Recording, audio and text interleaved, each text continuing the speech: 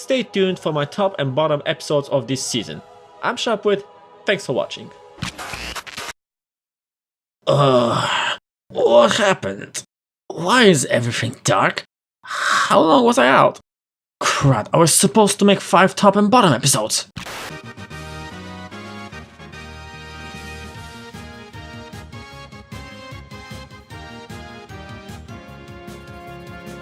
Everything seems to be in order.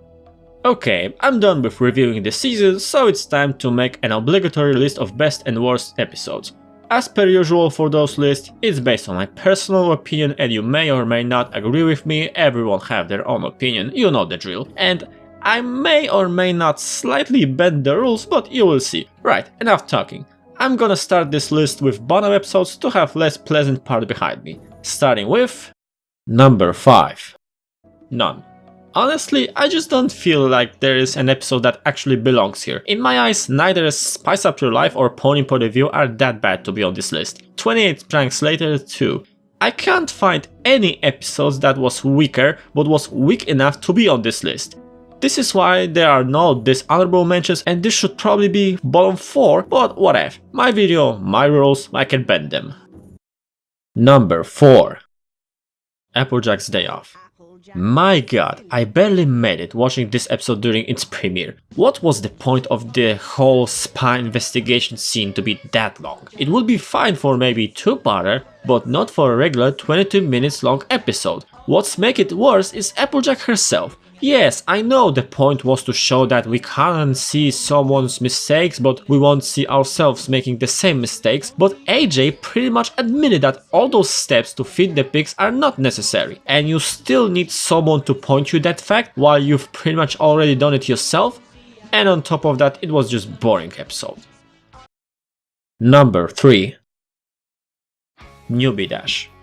Some of you probably expected this episode to be higher on this list, and yes, this is still the only episode I truly hate for many reasons, mainly for the Wonderbolt's double morality, hypocrisy, poor communication, bad hidden message, and that cringe fest in the middle. Yet, I'm also not as vengeful on this episode as Golden Fox, because I still can see the positives here, which actually could make this episode better if the rest was better, or even completely removed in some parts. And I'm not letting off on that hidden moral. There is a thin border between teasing and bullying, and it depends on how long someone keeps teasing the person and said person. You can't measure everyone the same way, and with the message like this, one day you might start teasing someone who is not strong enough to deal with it, and so-called harmless teasing might not end well. Pretty much the only thing that holds this episode as number 3 are those few positives I can see, something I can't say about the next 2.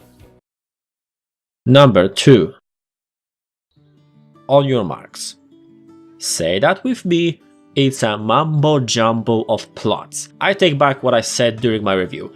Fault in Our Cutie Marks would be much better episode to be first one after Crusaders of the Lost Mark. It would only require a slight adjustment in plotline. Sadly, we ended up with this episode, which pretty much wasn't just boring, it was straight up bad. If there would be one plot, or the pacing of few was better, maybe it would make this episode at least decent, or maybe if we remove the song that for me feel forced, or maybe if Apple Blue was not hit with Idiot Stick. And the fact that this is the first episode after Crusaders got their cutie marks is one long nail to its coffin. What's make it even worse, this one is the first of 2 awful CMC episodes this season, and by that you probably guessed that. Number 1 is Cart Before the Ponies.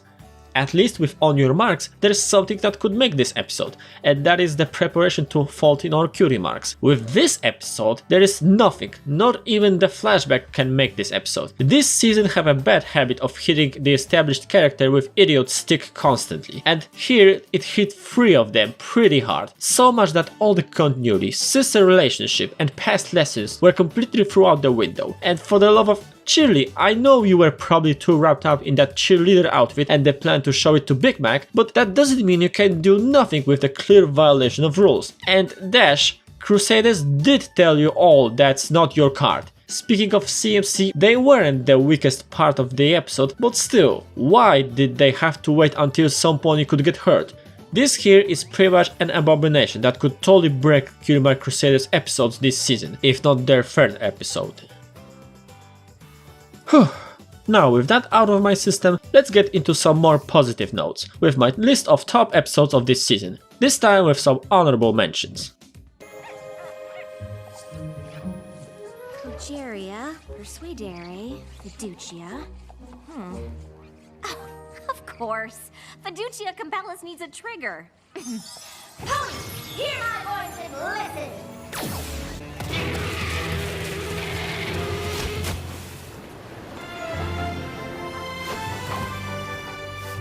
I told you to warn me if anything suspicious, not run off on an adventure without me. Whoa, you're real! You're friends with her? We'll have to do introductions later. Number 5. A Heartwarming Tale. It's very close to Stranger Than fanfiction, but I've picked this one simply because I've enjoyed this episode more. Okay, it's a reprise of Christmas Carol, but it's a well done reprise that actually fits the pony world and expands more on heartwarming. Plus the songs are really good. Pretty much I've enjoyed all of them, which is the most important aspect, because if the musical number would suck in a musical episode, it would immediately break it. Luckily those are some solid, catchy and memorable songs. Out of 3, this is probably my favorite heartwarming episode. Number 4. You know what, since I've skipped one episode on my bottom 5 list, let's balance things up and bend the rules once again, but the other way. Number 4 is a tie between Gauntlet of Fire and Times They Are Changeling. Oh my god, the Crystal Link might be an introduction, but those two pretty much make Spike as a character this season. That's what I want to see of him. Competent, supportive, responsible, and not the source of the conflict.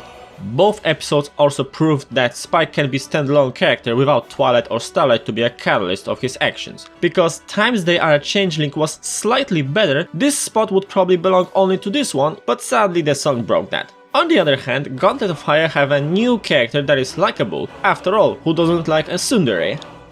Number 3. Fault in Our Q remarks. From 2 bad to 1 awesome episode. CMC this season are really inconsistent. But in this case I don't mind, because previous 2 were bad enough, so I'm glad this one not only don't suck, but also is one of the best episodes this season. It has some nice continuity, Crusaders finally are making good use of their new talent, and we have another new likable character. Really, maybe initially Gabby was a bit too hyperactive, but when I've seen more of her later, her desire to make everyone around feel better, including Crusaders, I'm totally sold on her. And no, she is not a Mary Sue. Add the fact that this episode showed that Crusaders are good, but sometimes they will encounter the problem beyond their abilities, and the fact that the solution did not involve suspension of disbelief, and you have some really great episode that helped Crusaders to end this season somehow decent. Number 2. The Saddle Row Review. Unique episodes are always welcome, and if the episode is also really good, then Shut up and take my money! This one here gives me a pretty good chunk of laugh every time I'm watching it. It's pretty much one of the funniest episodes of the season, if not the funniest. And the interview style only make it better, and don't forget about our favorite memes coming from here. However, there are also 2 factors that make this episode. First is the fact that this is the episode in which none of the main 6 was hit by an idiot stick and really contribute to the whole process of making the opening perfect. Second is the fact that they didn't just solve the problem, but they used them for their advantage. Something that I like to utilize by myself, something for which I appreciate this episode. Number 1. To Where and Back Again. I like pretty much all the previous 2-part finales, but this one I just love. What can I say? It's just epic. And it's because the same reason Saddle Row Review is such a great episode. Originality. No more magical solutions and Twilight and gang saving the day. It's Starlight, a character that tries to solve everything with her magic, and her team of reformed antagonists that needs to free their friends and save Equestria, while their magic is crippled.